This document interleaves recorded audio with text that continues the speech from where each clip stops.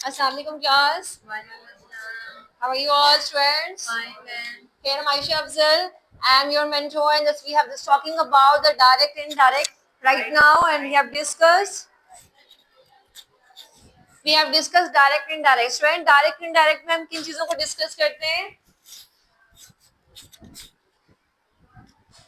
Reporting speech और reported speech और direct and indirect को क्यों यूज किया जाता है? वजह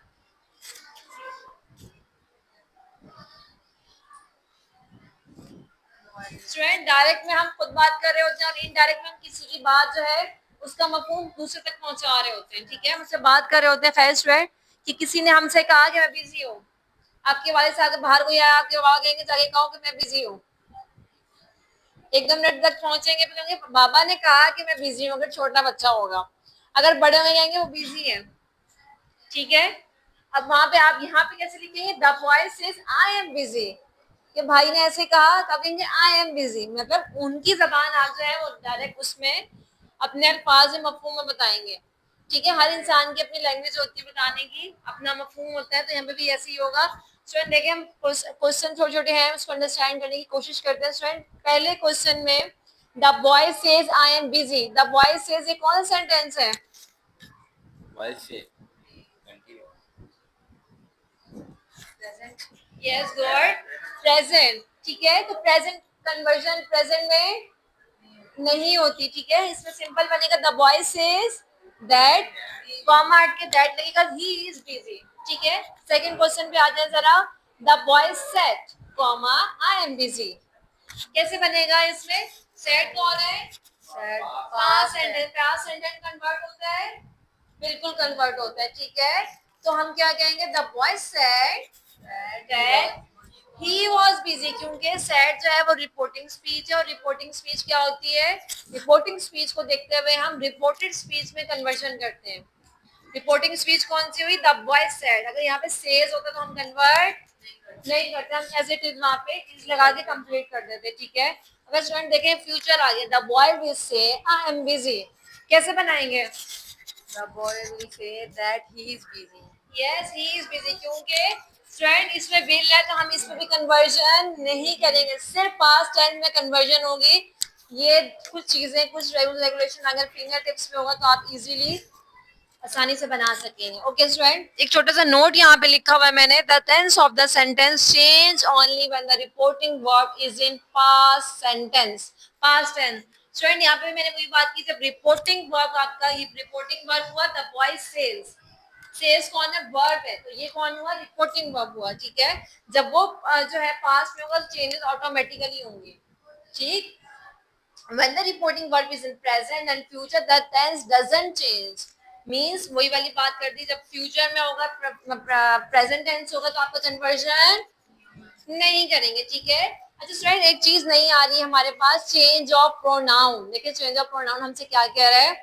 देखिए स्टूडेंट SON, सन को आज हम थोड़ा सा डिस्क्राइब करने की कोशिश करेंगे, ये इजी टू लर्न भी है और ये छोटी छोटी आपको टिप एंड ट्रिक्स बताई जाती है ताकि आप लोग इजीली आपके माइंड में महफूज रह सके। सन देखते हैं हमसे क्या कह रहे हैं। सन का मतलब है, अगर हम सन को जो है वो हम अगर इसकी सब डिविजन किए जाए स्टूडेंट, हमने 1 2 3, अब आप कहेंगे 1 2 3 क्या होता है? तो 1 2 3 यहाँ पे जो है first person, second person and third person. ठीक है, सेकंड पर्सन कौन होता है? सेकंड पर्सन में student according to the object हम चीजें देखेंगे। ठीक है, अब देखते हैं सब्जेक्ट कौन है, एस कौन है? Subject, O for object, N for no change, S for subject.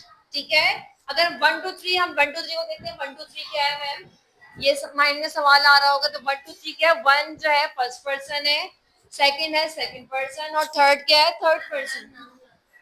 Ji, and noun लगता है, लेकिन यहाँ पे नो चेंज है। ठीक है, हम यहाँ पे ऐसा जो है वो हम किसी से बात करें, हम एज उस पे डिस्ट्रीब्यूशन हमने काउंटिंग के लिहाज से इसलिए किए ताकि आप लोगों के नजदीक जो है चीजों को आप लोग इजीली उसको वो कर सकें, डिस्ट्रीब्यूट कर सकें। स्टूडेंट फर्स्ट पर्सन कौन होगा? फर्स्ट पर्सन में हम क्या करेंगे? अकॉर्डिंग टू सब्जेक्ट देखेंगे, मीन्स आई और वी है।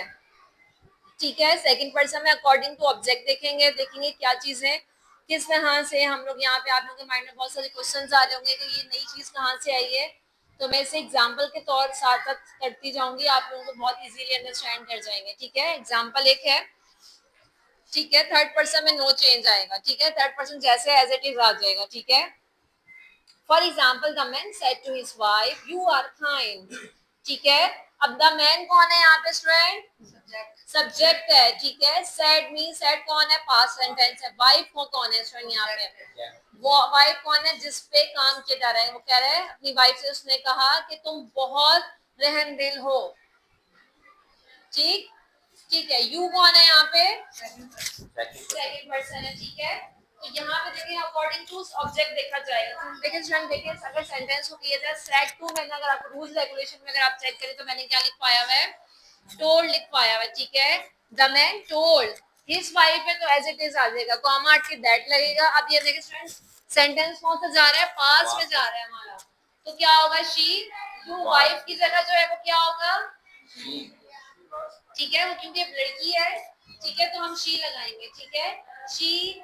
और सेट की जगह क्या लगेगा, सेट जिनके पास है तो बॉस लगेगा, फाइन एज इट इज आ जाएगा स्टूडेंट। यहाँ तक क्लियर हुआ आपको, ठीक है। इस चीजों को हमने याद भी रखना है ताकि आप लोगों के माइंड में जो है महफूज करे कि हमने इसको सॉल्व कैसे करना है।